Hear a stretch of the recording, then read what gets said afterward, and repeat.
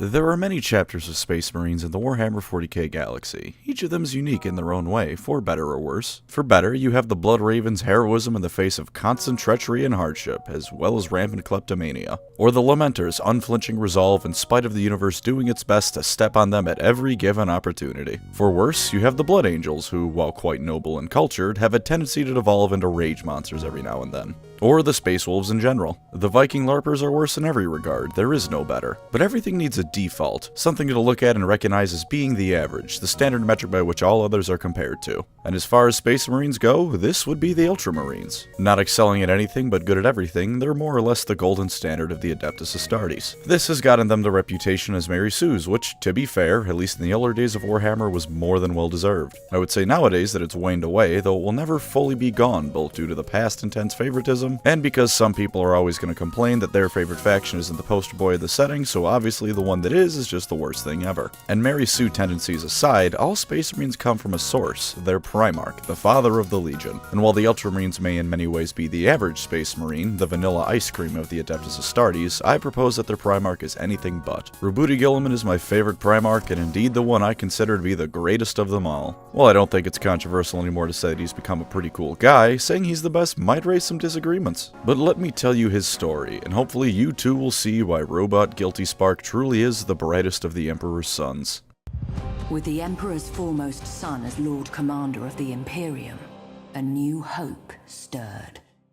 Roboute Guilliman is the Primarch of the Ultramarines chapter/Legion of Space Marines, and was the 8th one found by the Emperor of Mankind. Before that, though, it's of importance to note that he was one of the only Primarchs to land on a world that wasn't a complete shithole. Macragge was more or less ancient Rome mixed with ancient Greece with better technology. It even had limited spacefaring capabilities despite the Age of Strife making such things all but impossible for most other worlds. Now, oftentimes it wasn't exactly a nice place to live. They had the attitude of Spartans towards having children. If they're weak, off the cliff they go. If they aren't, it's time for military training at the ripe old age of 6. But, you know, compared to planets like Chemos or Nuceria, I'd take a bit of child soldiering any day of the week. Builds character, as well as grip strength when you have to fight your bunkmate to the death for the last scrap of roast boar. At least the continental crust of the planet was made of cardboard like it was on Vulcan's homeworld. Guilliman was found by Connor Guilliman as a baby, who was an influential ruler and all-around swell guy who pushed towards meritocratic reforms and generally making things nicer for everyone. Unlike any other Primarch, however, he also had a mom. Technically only Connor's seneschal, which is a fancy way of saying secretary in medieval speak, Tarasha Utin would help raise Roboute into the man he would become alongside Connor, and indeed, when faced with problems, Guilliman would frequently think on her advice on how to handle the matter. Must have been one hell of a smarty pants if the son of a god was willing to bow to her advice on matters. As for Connor, however, he was a man trying to push for societal reform in a civilization that was essentially ancient Rome in space. If you aren't sure why that's a bad sign for Connor's future, do some reading on the Gracchus brothers to see how the ancient Romans viewed societal reform. And sure enough, while Roboute was away on campaign against a people known as the Illyrians, because sometimes Games Workshop doesn't even try to hide their historical inspirations, Connor was slain by a treacherous ally who was sick of all this talk of equality, fair governance, and not holding the position of emperor up for the highest bidder. Guilliman lived at least, so that's something. As for Roboute, he had originally planned to murder his father's killer stone dead, and had the chance to do so, but there's a few things you gotta know about the man. One, during his campaign against the Illyrians, Guilliman came to realize that many of them were willing to surrender, and therefore he came to accept that diplomacy was just as valid a tactic as the Doom Guy school of negotiating. Two, Guilliman had always been intelligent. He was given command over the Illyrian campaign at the age of 12, after all, and with his massive brain power, he realized that if he killed Galen, his father's murderer, he would set a precedent for the future, and so he deferred to the Senate for Galen's fate. This shows that Guilliman not only is able to keep control of himself in most situations, most importantly, he's able to look towards the future when he decides upon a course of action. And you'd best believe I'll be coming back to that personality trait later in the video. As for Galen, the Senate decided that he would be ceremonially beheaded on a fancy rock, both another historical allusion to Rome and something that would become standard practice amongst the Ultramarines if they found any traitors in their ranks. Guilliman himself had won the Senate over to his side and pushed his father's dream into fruition, turning Macragge into a realm where you need to earn your place in life, not simply be born into it. When he was found by the Emperor, Guilliman had been ruling for 5 years and Macragge had turned into quite the little empire. Having annexed several systems purely through diplomatic means, it was on its way to acquiring many more. This would become the basis for the realm of Ultramar as we know it in modern 40k. Once Guilliman was put in command of his Ultramarines, the 13th Legion and the one whose gene seed was derived from none other than himself, he went to work throughout the Great Crusade Crusade in a way that no other Primarch managed to equal.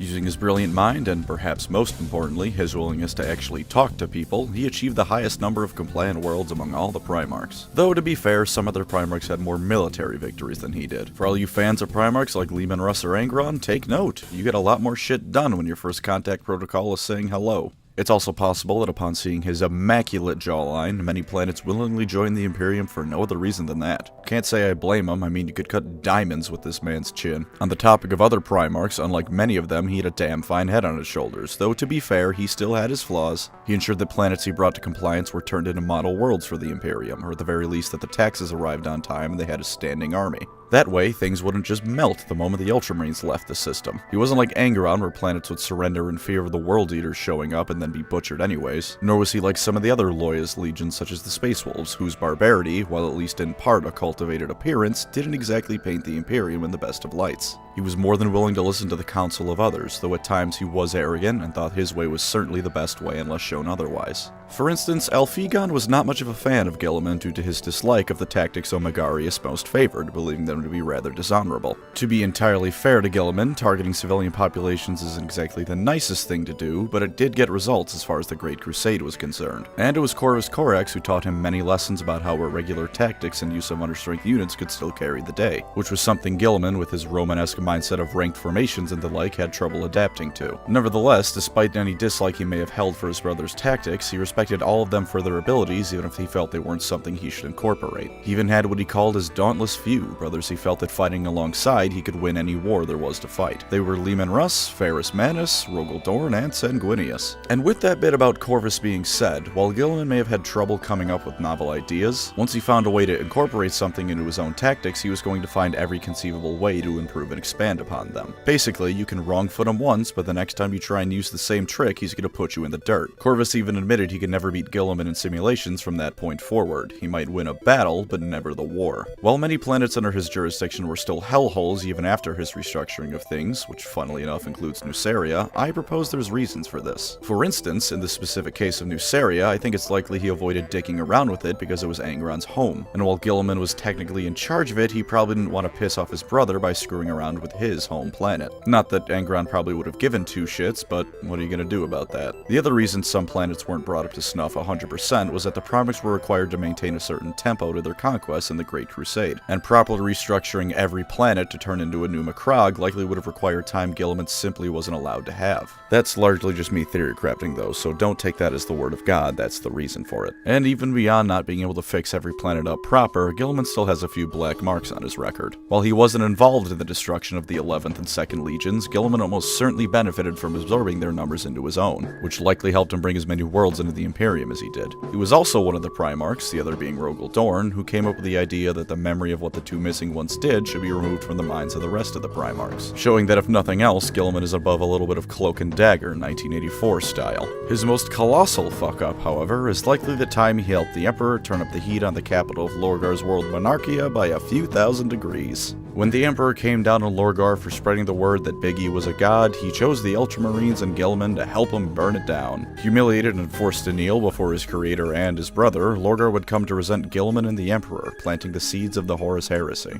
Guilliman didn't hesitate in the slightest to do what the Emperor asked of him, but privately felt discomfort over it and felt that it had irreparably damaged relations between the two legions. Yeah, I don't think you need to be a genius savant to figure that one out, G-Man. Going forth, we enter the tremendous fun times of the Horus heresy. In Guilliman's case, he was initially in the dark about Horus's treachery, and when Horus ordered Guilliman to embark on a good old-fashioned orc cleanse alongside the word-bearers, he was happy to oblige. He felt it was a good opportunity to begin mending relations between the two legions as well as himself and Lorgar. Unfortunately, it was too little 40 years too late, and Lorgar had become corrupted by chaos by this point. On the planet of Kalth, what was intended to be a casual orc genocide turned into a bloodbath as the word-bearers turned on them and began decimating the Ultramarines. Nearly half the legion was destroyed, and Guilliman himself was vented out into the vacuum of space without a helmet. For most people, this would have understandably guaranteed their death. Guilliman decided that breathable atmosphere was for pussies and began punching word-bearers so hard their heads exploded. After that, Corpharion stabbed the Primarch with a chaos-corrupted blade, much like Horus was, in order to turn him to the traitor side as well. Guilliman's response was to punch Corpharion so hard his heart briefly stopped. The word-bearers were driven off as, despite their sudden betrayal, giving Guilliman any amount of time to breathe and form strategy means you've already lost the battle. Things after this don't get any better for Guilliman, however.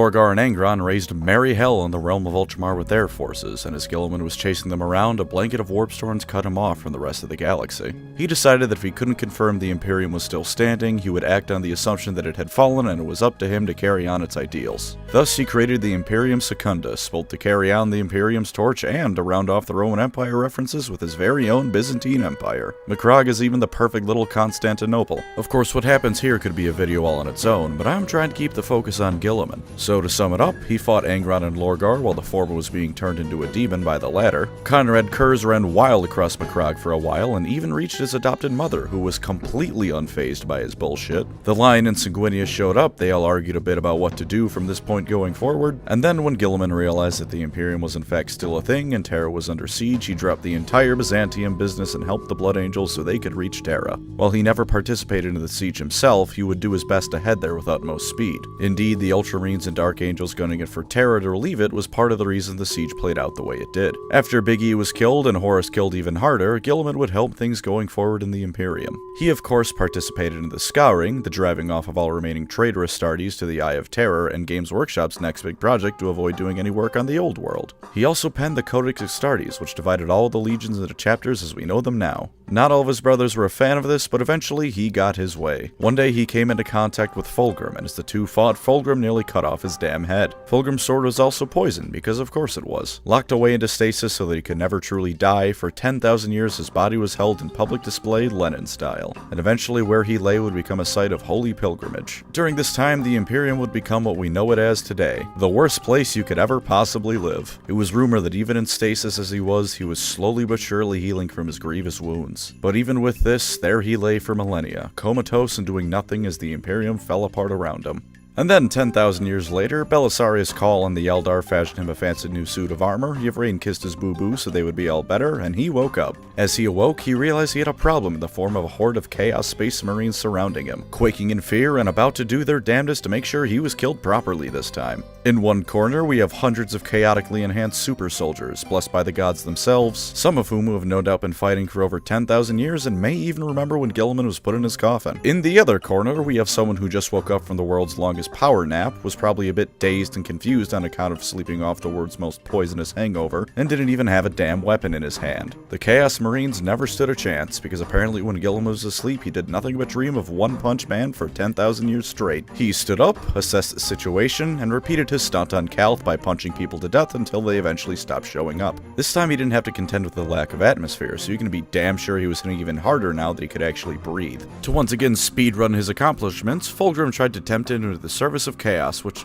come on man, stop trying to do that to Guilliman, it isn't gonna work. After it failed, Fulgrim said he'd never find satisfaction from anything ever again, which if anything just ensures he's immune to Slaaneshi corruption. Yet another common Fulgrim L. Nurgle tried to tempt him into staying on Ultramar by infecting the realm with a disease that could only be cured by being admitted to Guilliman's presence, but Guilliman saw that in the grand scheme of things he could save more lives by getting out and doing stuff, so that didn't work either. He headed for Terra but was kidnapped by Cairo's Fateweaver, who bound him in chains made of Guilliman's repressed emotions. Don't think about that too much. Scarbrand decided to try and break Guilliman out so he could kill him himself, because all the Chaos Gods just want to get in on the party apparently. And the Harlequins led Cypher to him to help him break free with his head still attached in exchange for being allowed to see the Big E. He also cut off Scarbrand's head during all of this, which is always a cool thing to see because Khorne demons can go back to the hell they crawled out of. He reached Terra via the Webway with Eldar help, only for, surprise, Magnus and the Thousand Suns to have followed them, and now it's time for a battle on the surface of the moon. Magnus nearly had him dead to rights, and then the Custodes and Sisters of Silence showed up and Magnus got shunted back to the warp. He had Cypher arrested once he saw the sword that was on his back, which turned out not to work at all because it's Cypher, the man's more elusive than a politician being asked to give a straight answer. He talked to the Big E, started reading Lorgar's original holy book dedicated to him, and concluded that while Lorgar probably had a few things right, the Emperor is not a god worth worshipping. He immediately began restructuring the Imperium, as he rightly found it to be an incredible shithole. And when the High Lord staged a coup on Terra against him, which as an aside is astoundingly treacherous and moronic, Guilliman put his justice plan skills to the test and counter-couped them and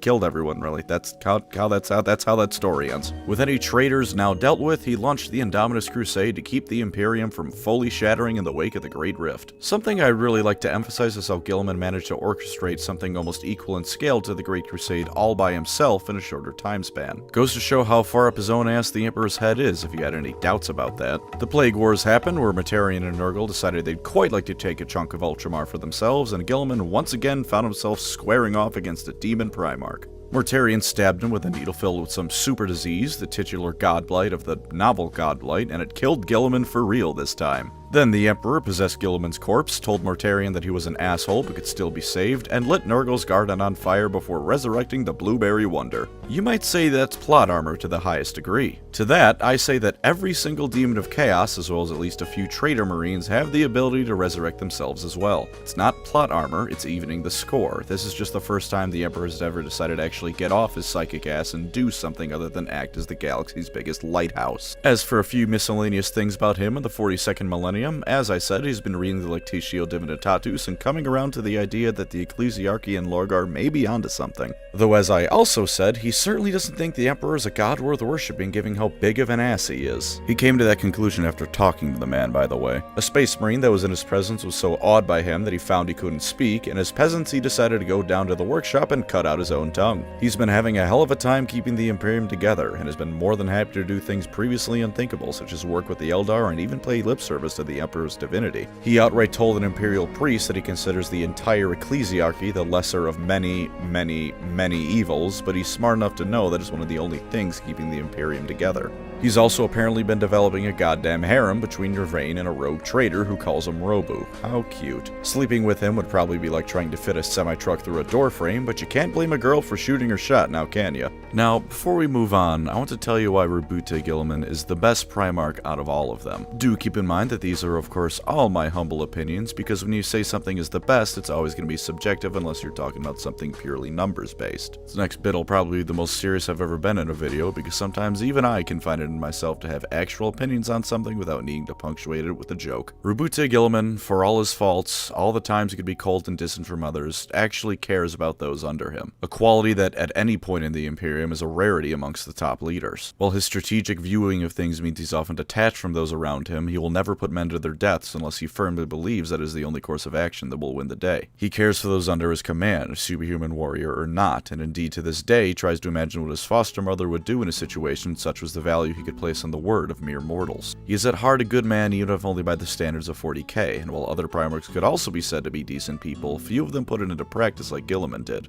It's one thing to lament you left a planet in shambles, it's another thing to nut up and actually fix the thing. He's also quite possibly the only Primarch capable of even remotely bringing the Imperium back from the brink. War is well and good, and in 40k you need to be capable of doing some fisticuffs to get anywhere in life. But only being good at war is something that only Khornate demons can get away with, and Guilliman is the ultimate statesman bar none. Not even the Emperor himself can compare, in my opinion. You need to keep people fed and supplied, you need to make sure industrial centers are kept up and running. You need to make sure supply chains are kept up and running so the people doing all the fighting can keep doing all the fighting. Guilliman knows all this. He knows this and knows how to optimize it so that everything is actually run well. Places he administers succeed because they actually perform well, not because they have infinite amounts of bodies that throw at the problem and eventually will drown the problem out in corpses. Guilliman is perhaps the only Primarch capable of seeing the Imperium from its worst enemy, itself. He's also one of the Primarchs who consider the ideals of the Imperium more important than the Emperor. In fact, he never considered the Emperor his father, only his creator. Quite frankly, he didn't like the Emperor, always holding it against him how he was forced to raise Monarchia to the ground, even if only in private. As far as Roboute cared, his father was Connor Guilliman,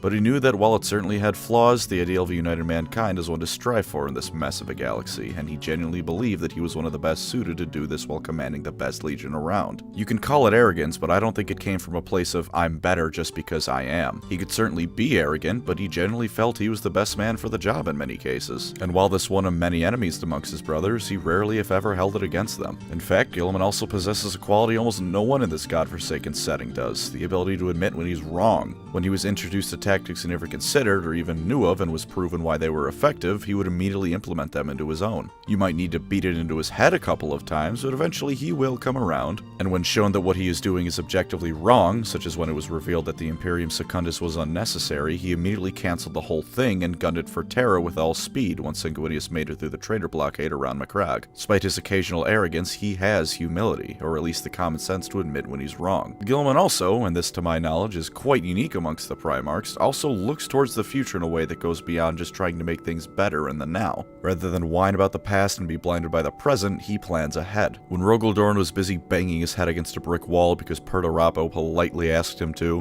when Leman Russ was busy drowning his sorrows in Space Marine grade alcohol, Guilliman acted knowing that just because the bad guys were gone didn't mean everything was good to go now. While Malcador is responsible for setting up much of the bureaucracy the Imperium has now, it was Guilliman who helped ensure it could run at peak efficiency. And while the Imperium today is an utter waste of lives and resources, it says something about Guilliman's abilities that even after 10,000 years it's still running at all, even if only barely. As for the Codex Astartes, you can argue that it was a waste of using the Space Marines as a combative force, that they should have been kept together as legions to beat things to death with. That argument has merit, but even if you think he was entirely in the wrong with reorganizing the remaining Marines, you can't deny he was actually thinking ahead when he did so. He was trying to prevent something like the Horus Heresy from ever happening again. He was using his goddamn brain and trying to make things easier for the future. Maybe you think he succeeded, maybe you think he's an idiot, but he did something to prepare for the future, rather than either wallow in the past or stew in the present. And yeah, I get that it's understandable that the Primarchs weren't thinking ahead like the Oracle of Delphi or some shit. If someone stabbed one of my parents, I probably wouldn't be in the best state of mind either. But Guilliman did his best to rise above and plan, flawed though his approach might or might not have been. And the reason I think he's the best beyond all others is this. Guilliman, unlike any other Primarch, failed while he was on his home planet. Or rather, he believes that he failed and had to come to terms with the fact that the world does not revolve around him, that he is not all-powerful, and that with few exceptional circumstances, he and he alone is responsible for his own actions. And like I said, in my eyes, that makes him better than any other Primarch. He watched his father die in his arms, and he held himself accountable for not being able to save him. He had to come to terms with the fact that he was not good enough to prevent this tragedy, and grew as a person because of this. Most of the other Primarchs had no problem getting their way on their home planet, and this made it so that none of them had to come to realize what we all do. That shit can and will go wrong no matter how hard you try, and you just have to accept that in life.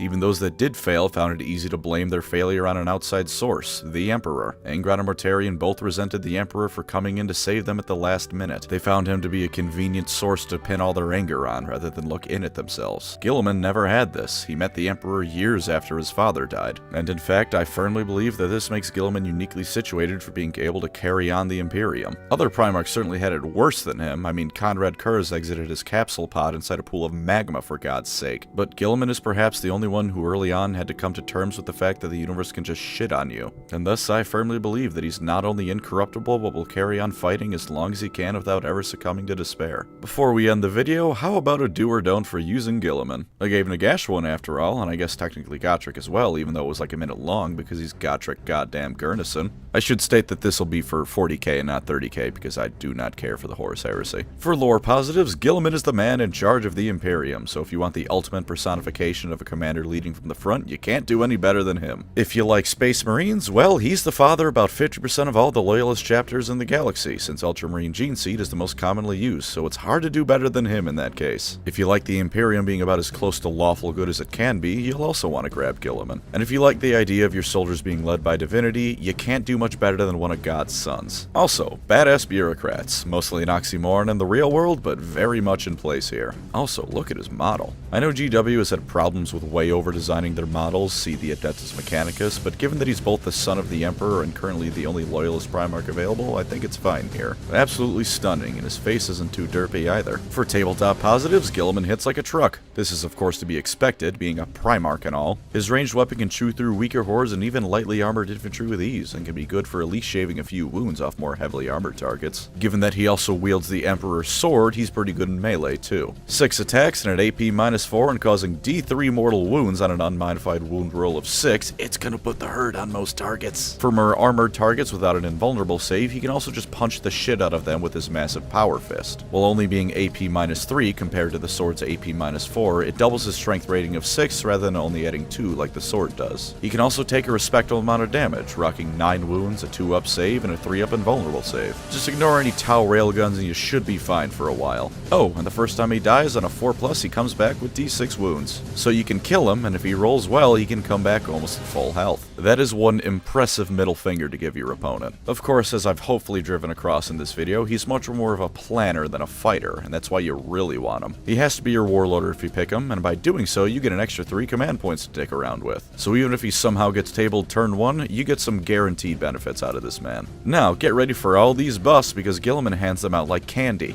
Any units with the Imperium keyword, not just Space Marines or Ultramarines, but the Imperium as a whole, can add 1 to advance and charge rolls within 12 inches of Guilliman, reroll hit rolls of 1 within 12 inches of Garbanzo Man, and reroll morale tests within 12 inches of Gnome Man. On top of that, Ultramarines core and character units can reroll all hit rolls within 6 inches of him, and reroll wound rolls of 1 within 6 inches of him as well. Finally, Ultramarines infantry and biker units can heroically intervene within 6 inches of him. He is going to make sure your army is running at peak performance, and it has no choice in the matter. As for the lore downsides of using Guilliman, as the rule of the Imperium, he's not going to be participating in a battle if it isn't a major fight. He's got a galaxy-wide empire to run. He can't throw himself into every skirmish he comes across, so keep that in mind if you're a fan of smaller scale battles. Also, if you don't like Space Marines or Guilliman, you probably don't want to run Guilliman, the father of the Ultramarine Space Marine chapter. That should be obvious, but you never know. And of course, if Matt Ward is still giving you an Ultramarine hate boner after all these years, yeah, you're not gonna like Guilliman. Moving on to his tabletop downsides, there's a couple worth considering. You can't put him in a transport, so he's gonna have to footslog it across the table.